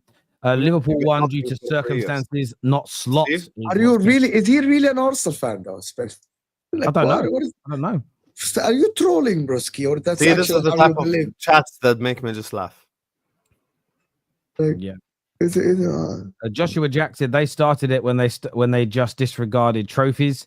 See, this is the thing, John. I don't think. I mean, look, AFTV with the bigger fist to fry thing. We can't attribute that to all Arsenal fans, but I remember Poch saying that he doesn't want the smaller trophies. So ever before I saw anyone on AFTV say it, I saw Poch. But we have a habit of doing this as fans. All of us at some point is we will be hypocrites. 1 minute we'll go, you're celebrating top 4. And then when you make it into top 4, you celebrate because your circumstances change. And a lot of people do it. If I had a magic wand, I would convert into a Liverpool fan. Thank you. You don't have a magic wand. But thank you so much for the super chat. Appreciate you. Terry learned what happened when you fire a manager every 3 years. Growth. Or if you change direction every 3 years, there's a problem, but not if you continue in the same direction with a new head coach. I don't necessarily think it's as big a problem personally. Fergie's first 5 seasons. Arteta has 1 more season. The only difference is you look at what Fergie had achieved before he came to Man United. There was so much more credit in the bank. But if that's your view, that's your view. On Arsenal, obviously today we have seen the news that has come out because there was a report that came out saying that Zubimendi is again waiting for Real Madrid. But the BBC have published that Zubimendi is now set to have his medical. There are some reports today that the deal could be officially announced as early as tomorrow. That's also coupled with a story, boys, that Rodrigo is being pursued and looked at by Arsenal, but Nico Williams remains the top number 1 candidate for the left-hand side. But Zubimendi, the medical's going to happen. That's going to get over the line. Sort of the idea of not getting Rodri and getting Nico Williams, right or wrong priority from Arsenal in your view, boys? I think Rodrigo, you mean? Rodrigo, sorry. Oh yeah, I listen. I don't think Nico Williams is ready yet for this level. I think Rodrigo is obviously a level above. I still think Nico Williams is quite raw. Like he still needs some time to develop. He still needs time to get better. He still needs time to become that player. But with Zubimendi, I don't think that upgrades Arsenal in any way, shape, or form. I really don't think that makes Arsenal better, to be honest with you. I think they've got 2 DMs that are better than him, in Rice and Thomas Partey. I actually think Thomas Partey has been Arsenal's best midfielder this season. So I think he's done really well for them. I think if anything, Arsenal need maybe more a forward-thinking midfielder, like someone who could play in the 10 perhaps, someone who is a bit more creative, someone who can create chances, someone like that. I think that's a bit more like what Arsenal are looking for. And in terms of like the forward line positions and the wingers, that's something Arsenal definitely need. I think Martinelli performances this season have been disgraceful. Trossard is good when he comes off the bench, but he's not like, if you keep him as like a bench option, I don't think it's that deep. Trossard is a good bench option, but you need someone to start. Like you definitely need a starter. You need a starting left winger and a starting striker. And I think objectively, Arsenal's problem is not in the midfield. Like I've never watched Arsenal went like, oh yeah, the midfield of Arsenal is what needs upgrade. I think what needs upgrade for Arsenal is creativity and the forward line, 100%. So I think they need to look at the striker position, the left winger position. Zubimendi is a very good player. He is a good player. He obviously dictates tempo from deep. He's a good passer of the football. Is it necessarily what Arsenal need right now? I wouldn't really say that. But he's a very good player. Is he not a needle mover for you for the Arsenal midfield? For Arsenal, no. Arsenal's midfield is pretty good, by the way. Rice, Partey, Odegaard, that's a good midfield. I agree with you in terms of like creativity. They really need a Shirky or someone like that to challenge Odegaard. But I still think that Zubimendi. If they sign Shirky, I think it would be better for Arsenal. I'm gonna tell you guys. Arsenal are still targeting a strike. And Arsenal are targeting a left winger. We all know that. That's a public information out there from all the journalists in the world. We said that Arsenal should get a second player or a player in every position that is maybe as good or better than the starter. Arsenal went from having a Jorginho as the bench if Thomas Partey gets injured to Zubimendi, or from Zubimendi starting and having Thomas Partey as the bench right now because they had Jorginho last season. I think it's a great step towards Arsenal building a team and a depth that is good enough. Arsenal were trolled when Saliba got injured and Holding played. And Arsenal got trolled when Partey was injured and they played Jorginho. So now Arsenal are getting that step. Zubimendi was done in January. That deal was done in January. We got the deal will go in January. So that is in addition to what Arsenal are going to sign up top. If Arsenal were targeting a number 10, you would target it plus and in addition to Zubamendi. I actually believe, if I'm looking at this signing, it's Arsenal basically doing what City did, having Sane, Sterling, Mahrez, having a second string players that are as good as the first players. And I think it's a great thing for Arsenal, that's a great thing for Zubamendi. As for Nico Williams versus Rodrigo, I agree with Sam. But if you don't think that Nico Williams is ready, I think that means he will never be ready. He already played 170 games for Bilbao. That should be enough games for you to be ready if you think that he's ready. I think Rodrigo is a difference maker for I think Nico Williams is a better dribbler than everyone Arsenal have in the front three. Dribbling, like he's a better dribbler than even Saka. But I do think, and even Terry will tell you this from when he watched him against Bilbao, like he can get past 2-3 players, but that end ball, that last like forget the end ball, the mentality. Okay, to be honest with you, even though he won the Euros, I'm talking about the club. All of us know when you add a winner that won the Champions League, that played for Real Madrid or Barcelona to your club, it changes the dressing room. Yeah, Rodrigo's it changes how your dressing room look at the team. How do you look at the games? Even though, Rodrigo's very good and everything, I actually believe that they should target Rodrigo and pay the extra money and get Rodrigo, because I think, in my opinion, Nico Williams might not perform if the team is not performing well. I believe that Rodrigo will perform even if the team is not performing. Rodrigo can drag you when you're not doing well. I believe that Nico Williams will fall into the trap. If the team is not doing well, he will not be great. Like, that's my belief. So that's why I think they need, to be honest, they need Rodrigo. They don't need Nico Williams. I don't know why they're targeting Nico Williams. I know because it's a cheaper option. The wage is the same. Nico Williams wants 300k and Rodrigo wants 300k. Yeah, I'll be honest with you. There is some players that you have to believe in their talent so much that you've got to take the hit. Like, yes, I know Rodrigo wants too much money, but I'd pay Rodrigo happily 300k a week even at Liverpool to get him, because I do think he's a difference maker. Rodrigo's the type of player that gets the ball and says, fuck it, and then just attack. Like, I'm going to score a goal today. And I don't think Arsenal have enough of that, to be honest with you. Like, if Arsenal really do want to be a threat for the league next season, and Arsenal, do want to, actually, win something, I do think that they need difference makers. Like, I asked Mo this question, is Rodrigo capable of at least winning them 10 points this year at any given point? 3-4 games, he said, even 3-4 games, and that enough is worth 300k a week.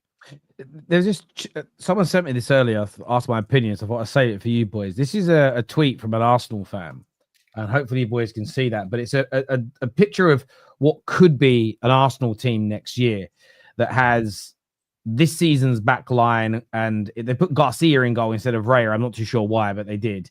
But the midfield is Rice, Zubimendi, Odegaard. The attack is Saka, Šeško, Leao. And an Arsenal fan has quote tweeted this, and we won't even touch the top 6 with this team. Do you agree? No, I wouldn't say no. They're gonna challenge, but I think, but they won't win it. I don't. The thing about it, there are 3 ifs here in this team. 3 ifs. Number 1. Can you put it up again, please, Terry? Yeah, of course, yeah. We're talking. Talk over the picture. Let me. There's 3 ifs here. I don't believe that Xisco is as established as the other strikers like Isak, Gyökeres, Osimhen. Okay, so that is a big if. So maybe Xisco will come in with a big if. Is he going to be able to score a lot of goals? The second if is Odegaard. They did this with Martinelli this season when they said, we're not going to sign a left winger because Nico Williams is not coming. We're going to rely on Martinelli getting back to the form he had 2 years ago, and he didn't. And now look at your left side. Look at the keeper more, by the way. Forget the keeper. I think that's a mistake they did. Raya is good. Raya won the Golden Glove. Why have Arsenal fans turned on Raya? He's a good keeper. Raya is a very good keeper. If they don't have Odegaard, to be honest with you, if he doesn't go back, which is a 50-50 situation here, to the form of last season or the season before, you are screwed from the midfield. And Rafa Leao, as much as I think he's more talented than Rodrigo, I've watched Rafa Leao literally play a 90-minute game and not look interested 1 minute, like for Milan. 1 minute. Look like he's out of the game. He doesn't want to play. He doesn't want to be here. Star at AC Milan. I actually think Leao will be a fantastic signing for Arsenal. Yeah, I think so. Arsenal, he is not the man. At Arsenal, Saka's the man, Rice is the man, etc. You So know, I if think, Liao comes in, he thinks he's the man. You know that, yes, right? even if You he know. thinks he's the man, he's gonna have to prove it. So the fact that he has to prove that he's the man will take him good performances to prove that. I think Liao will do really well. I don't think Zubimendi playing in the DM works though. You need to switch Zubimendi and Rice. I think you need to put Rice in the So it's a DM. double pivot and Odegaard is a 10. I But think that's that not is what not it shows on the picture. I can only go Yeah, based yeah. on the picture. And also, I don't know why Arsenal fans have turned on David Raya. I think Raya is the second best keeper in the league after Alisson. Like, I don't think you need to upgrade on Raya. By the way, this Joan Garcia guy is not an upgrade on Raya just because Arteta thinks so. Isn't he the keeper for Espanyol, I swear? Or Sociedad, one of them clubs, no? Someone. I'm not too sure who. I'm gonna check. I think he's the Espanyol goal. I saw this tweet and I just thought, I know Espanyol Arsenal fans are not in a great headspace at the minute, but I thought that was a little bit of an exaggeration. But yeah, I mean, look, it's I would change Xisco for Gyökeres. I would change Leao for Williams, and I would change Williams for Rodrigo. But I looked at the rest of the team and thought defensively that's pretty sound. Midfield wise, they need more creativity, and I get why. I mean, I've seen links today. I haven't read the links, but I've seen the links to like Gibbs White as an example, and there's Cherkies out there. But as a team, the one thing I read today, that if I was an Arsenal fan, and I've got to find where I read it. I'm not too sure where I read it. I don't even know if I bookmarked it. But it read somewhere along the lines, and maybe I didn't save it. I don't think I did. But it read that no matter who they sign as the number 9 striker, Kai Havertz is expected to still be a starter next season. There you go. Yeah, that's bullshit. That is bullshit. Was that a bullshit thing? That is bullshit. Oh, you're not going to go and drop. You're not going to go and drop 70 million. No, I agree. I saw that, and I just thought, yeah, if that all the way through my head is if that is true, yeah, sack him now. Like, I don't see him doing it though. Sam said that. If Arteta succeeds to convince Andrea Berta to go and get Xisco instead of Gyökeres, at that moment, everyone should know that Arteta really has a fetish for Kai Havertz working. Like that signing defines his career. Like this signing has to work, Kai Havertz. If he goes and signs Xisco and we see Kai Havertz starting up top and we see Xisco's trying to prove himself, okay. And this goes to the point of the super chatter earlier where he's like, oh, we should give Arteta more time with a better sporting director. If you sign Xisco, then that sporting director might as well be me. Yeah, I could have been the Arsenal sporting director, you get me? Just smoking, sat there in the office with my coffee, just watching YouTube, and that's it. There's no point. Right, yeah, because I saw it on that. But it was shared by a massive Arsenal account. And he said, "This is." I actually saw that. It might be. It's a massive Arsenal account called the A Presser V2. It's got like, is it a parody account? It doesn't say it's a parody account. I clicked on the account now. It doesn't say it's a parody account. He actually follows me, but he's got like nearly 60,000 followers, and he's atted and quoted The Athletic saying, whoever Arsenal signed, Kai Havertz is expected to start the season as the first choice up front and will play a lot more games than many expect. That can't be. Hang on, and then they've taken. Hang on, he's actually quoted the comment from James McNicholas from The Athletic. I don't think it is fake. Like Liverpool fans on the chat. Let's go. Let me share my screen a minute, right? Let me just go full screen, right? Let me go full screen. Let me share the screen, right? So that I just want to say to the viewer, I'm not making this up. Like legitimately, it's what it says, right?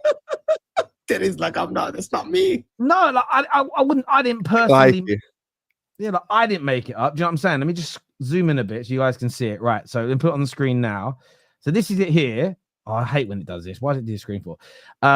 But yeah, look, it says whoever Arsenal signed, Kai Havertz is expected to start the season as a fighter. This is from these guys here. Look, big account, right? And then he's obviously been challenged, and he's put the snippet from The Athletic. Click on it, please. Yeah. He says my prediction is that. Okay, that's slightly different. My prediction is that whoever Arsenal sign, he will remain the same. But this is his prediction based on what he knows. I find that crazy personally. I find that crazy. Whoop whoop. Let's go. I think that is an opinion. 60 million. You know, when a journalist, though, I will say this. I'm not saying it's true because we don't know. But when journalists give opinions, they're not fans who have limited information. We know what they tell us.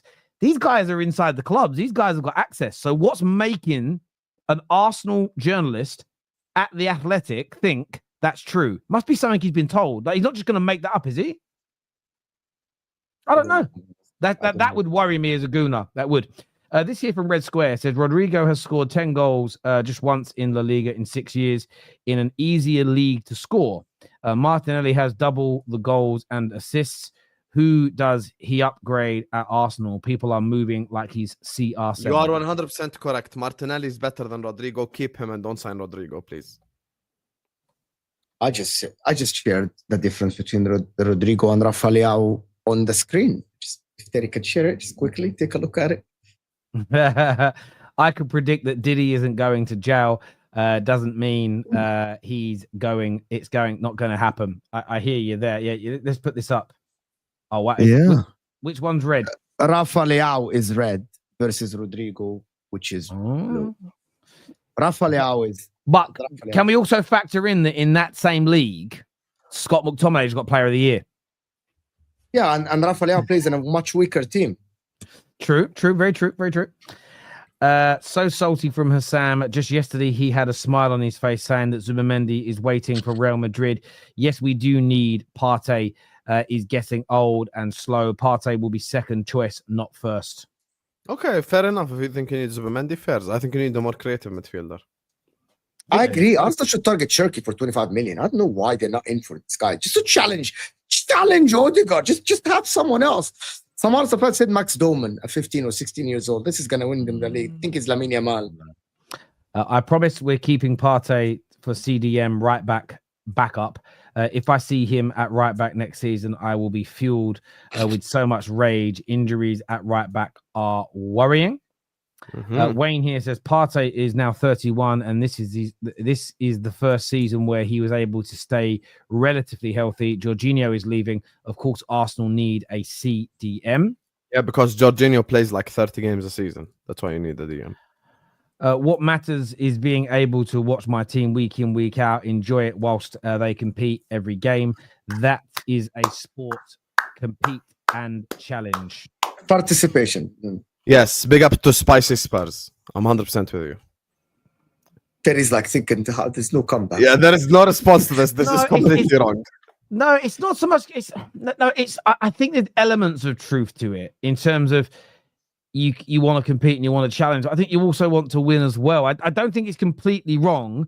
I just think there is another step to it. Not winning doesn't mean you. What I would say is this: not winning every year doesn't mean you should always be angry, smash players' cars, and get abusive. I don't. Yeah, 100%. Nobody wins every year other than Pep Guardiola and Alex Ferguson. That's different.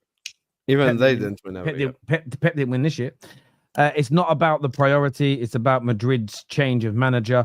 There is a chance Rodrigo stays at Real Madrid. Yes. There's also a chance, just like with Wirtz rejecting Man City, there's also a chance that Rodrigo says no to Arsenal. This is like, so they have to target other people. They have to work on other deals. They can't just say nothing. Hassam sadly didn't rate Zubimendi. Typical. They did when they signed him. He was celebrating. I think Straight Facts is a show where sometimes we get misrepresented for no reason whatsoever. When did I say I don't rate Zubimendi? I said that's what I don't think Arsenal need. I said I need a more creative player. I want a bug on your food. Bug on your food. Yeah, but that was last year. That has nothing to do with right now. Yeah, Zubimendi is a good signing, but not for you. He doesn't help Arsenal. It's called betting in a player. Karma is what Spencer says here. And Liverpool fans will be humbled next season, is what he says here. I promise you, even if we don't win the league, we'll leave with something. You can't say the same. Arsenal is more than trophies. Wenger's Emirates era made me fall in love with Arsenal, and no trophies in sight. Lol. Except the top four. Banger is what Nathan says here. 100%. Mo, thoughts on Inter being linked with Højlund and your manager going to Saudi? I bet Terry is like, buy him, please. It depends on how much we pay for him. I think Højlund is shit at the Premier League, but I think actually Man United is just a great vote for players. So I think all the players don't show their potential and capabilities at Man United because of the environment and everything. 40 million, you taking it? We don't have 40 million. Promise you we don't. You will if you win the Champions League. You have 40 mil. And we wouldn't spend it on Højlund. We'll do a deal. You need a striker. We'll do a deal. 10 million and Belletti. Who's Belletti? Who's Not Belletti? But yeah, him. Sorry, wrong guy. Barella. Barella. Sorry, Barella. So yeah, we pay you 10 million, and you take Barella, and we take Højlund. I think that's a fair deal. Yes, fair, very I fair. think that's very a fair deal. Well, the last player that was bought from Man United in Serie A became the best player in your league. So, do you know what I mean? Good omen in there. So maybe Højlund, yeah. Why do you think Wirtz turned down City? Because Liverpool are a club with soul, which matters to certain football players. He's not joining a soulless football club. That is not gargantuan. I actually think it's all about his rule. Actually, I genuinely think it's about his rule. And also, if you want me to give you a footballing reason, I think Slot will give him more freedom. I don't think Slot will control him as much as Pep. Like Slot will go cook here. You know? Remember, they still have Foden, Nico Gonzalez. They're signing Reinders, and they have Rodri. The guy wants to play in the 10. Who's guaranteed the guy that he's going to play in the 10? For Liverpool, I think he maybe. We're speculating here, my guys. We're speculating here, but I think Liverpool are more exciting for him. For him. And it's not like Liverpool are not failures with all due respect. By the way, Wirtz just won Bundesliga Player of the Season 2 years in a row as well. He won it this season as well? Yep. Oh. Yeah. On Liverpool, obviously a really big story that's come out today from Plattenberg is that Liverpool are now seriously in the race for Hugo Ekitike. Talks have taken place. Slot and Edwards are keen on him. Hussam, are you keen on Hugo Ekitike? Yeah, I like Ekitike. I think people are expecting me to have a meltdown on this. I'm not going to have a meltdown on this. I like Ekitike as a player. I think Ekitike... fundamentals are there. Like he's got a good first touch, he's a good passer of the football, he's a good dribbler of the football. I think that's something that I do not think Sesko has as an example. That's why even when we were linked with him, you saw how staunchly against it I was. Like I like Ekitike. I do think Ekitike is essentially the Timo Isak. Like he's the Timo version of Isak. So he could become Isak 2 years from now, 3 years from now. And in the meantime, he can score his goals. I know he underperformed his XG. He is like a project striker. He's not a ready-made striker. However, the thing that does excite me with Ekitike is he does have the fundamentals of football. So fundamentally, he's a fundamentally sound player, which I think is something that we need. We need someone who can hold up the ball. We need someone who can pass. We need someone who can create. We need someone who has kind of like the fundamentals of the sport. I like him. I wouldn't mind if we signed him. 3 months ago, I said I'd take Ekitike. I've seen good moments from him. I know he underperformed his XG, like I said. So he could become a better goal scorer. However, I do think because his fundamentals are there, it's definitely something that he can have. The reasons why I don't like the likes of Darwin Núñez as an example or Benjamin Sesko is I just don't think they have the fundamentals. But if you're looking for me to give you a mental breakdown on Ekitike, it won't be me, because I actually like the player. From what I saw of him, I think he has the fundamentals of the sport. I think he's a very good player. Would he be like my first choice? No. Obviously, I would be looking at other targets 100%. However, I do think that it's a massive upgrade on Darwin Núñez. Massive upgrade. I like Ekitike. I think Liverpool are targeting a good striker out there, upcoming striker. The problem is going to be the price for him. If they pay like the 100 million euros that they want, I think it's too much. But Liverpool need to sign a striker. Without a shadow of a doubt, Liverpool need to sign a striker, to be honest with you. So if Ekitike, the striker market is so like small. I don't know why Liverpool are not in for Eucharist. Maybe the Hughes and these guys, they know something that we don't know about. They were in only for Sesko and Ekitike. They are targeting that market instead of targeting Eucharist. For some whatever reason, Liverpool are not even in talks with Delap. So I'm not, to be honest with you, I trust these guys, the people that signed McAllister and got Gravenberch and Robertson and all these guys. They have an eye for a good talent. So to me, like, I don't know, but Ekitike is very good. It's very good for Liverpool. Him and Wirtz, they both come from the Bundesliga. I believe they will cook with Salah, Gakpo, and Diaz on the left side. Now Liverpool need to go and sign like a DM, and now their window's closed. If they get Ekitike, Wirtz, a DM, and the two fullbacks, I think it's fantastic and great for them, to be honest with you. Listen, Liverpool, as of now, they're moving in silence. They're targeting people. I know that Chelsea are in for Ekitike, but if Liverpool want him, I think they're going to get him. They're looking into him. He's not like the number one target. Yeah, it don't feel like that, but then it reminds me a little bit of the Vert situation. When Liverpool's name got mentioned, it was like, oh, Liverpool, they don't do that kind of business, and then suddenly bish bash bosh, it was done. I feel like they're just moving like that this summer. They've got those other 3 deals look tied up. I just wouldn't be surprised if they went, the Verts is done, Ekitike is done, and then basically you guys can sit down for the rest of the summer now after those 4 signings and just relax.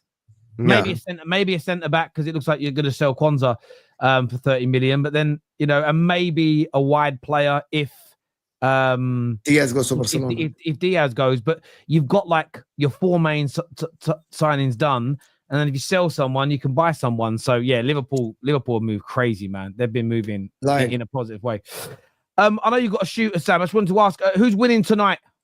Chelsea or Real Betis? Betis 2-1 win. Anthony winner. See you guys later. Big up Betis, up the Real Betis army. He said Betis win tonight.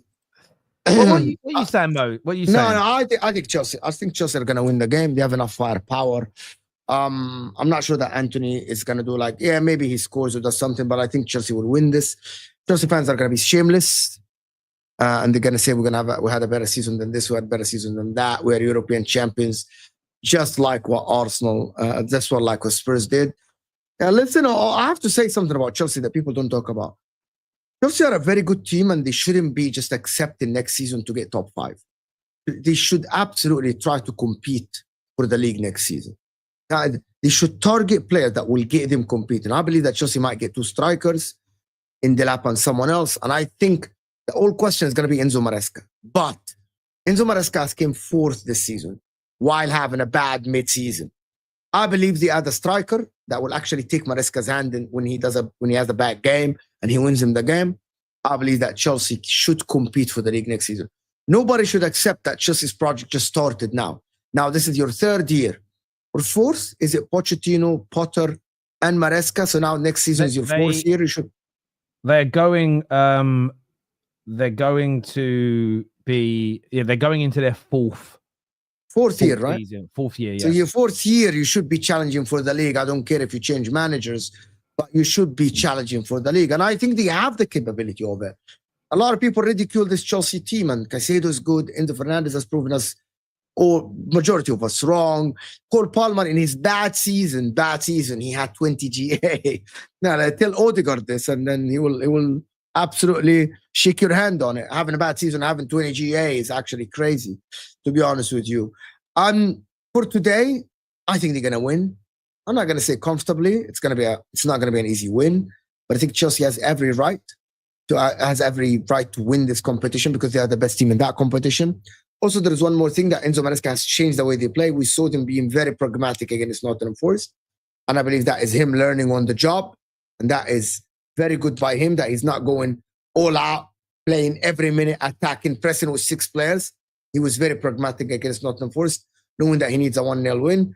And I believe that today he's going to approach the game the same. He's going to press when needed to press, and he's going to defend when needs to press. I listened to what you and Don and Dampots talked about yesterday about Chelsea being close to Arsenal. And I think Don is spot on about Arsenal looking down at Chelsea, thinking that they're way worse than them. Don't be surprised if Chelsea sign the targets they have and they sign just 2 experienced players. Just all I'm saying, 2 experienced players, that they are in contention next season and they are in the mix of challenging for the title next season, even with Enzo Maresca.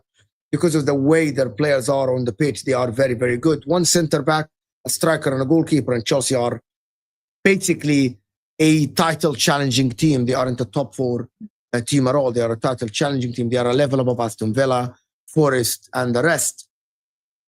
And I know that you want Betis to win because you want to sell Anthony at like 60, 70 million pounds.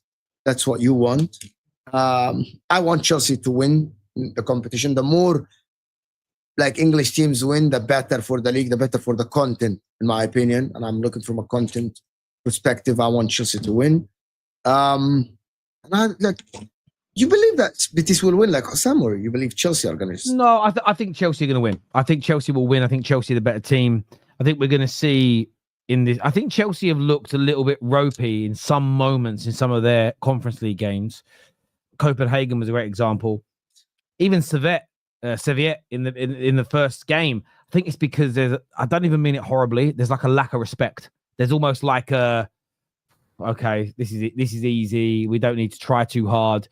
I think Real Betis will make them up their game, but we saw what Man United did to two teams in La Liga this year, and Chelsea are much better than us. I think Chelsea will just have too much speed, too much power, too much pace. I think they're going to batter them. I'm going to go 3-0 on the night. Batter them. To batter them 3-0. I think it's going to be like maybe 2-1 or something like this. It's 3-1 maximum, but I don't think they're going to batter them at all. Chelsea fans are going to be shameless after the game. You believe that Chelsea fans are going to be shameless? Saying that we completed football and all the stuff? Yeah, they'll do that. And it's one of them ones where that fair play. Like I look at it a little bit like I might not. It's one of those weird ones, isn't it? I think it's one of those competitions. When you're in it, you don't want to be in this competition, but when you're in it, you want to win it. So fair play. Like it's just kind of one of them for me. I don't know. I sort of feel it's when we were in the Europa League in 2021, even in 2017, I didn't want to be there. But you know what? You're in it. You win it. You celebrate on the night. The celebrating the set thing. Look, it's one of those things. A lot of clubs don't want the opportunity to celebrate, complete the set because they don't want to be. You think people are going to tell Chelsea fans not to celebrate? It's a Mickey Mouse competition. Yeah, some people will. But that always happens. But we've seen that already. Like Man United won the League Cup. Sam's out there saying we're embarrassing for celebrating. A year later, he was celebrating winning the same competition. So it's just the nature of the beast, isn't it? Like that's what I'm saying. Like Chelsea fans tonight, if they win, they should celebrate. They should be happy. They should, enjoy their evening. What I do agree with you on, though, massively, is that going into next season, their fans should be demanding the acquisitions make them good enough to win the league, or at the very least challenge for that league title, because you are going into the 4th year of your club rebuild. And I think that a club Chelsea side need to start getting in, as we say, I think a club Chelsea side need to start moving into that realm of getting over getting closer to winning that Premier League title, closer to being champions of Europe again. But I'm sure that's what their ambition is going to be. They're a massive club. They don't stand on ceremony. They spend money. They invest. They try to win.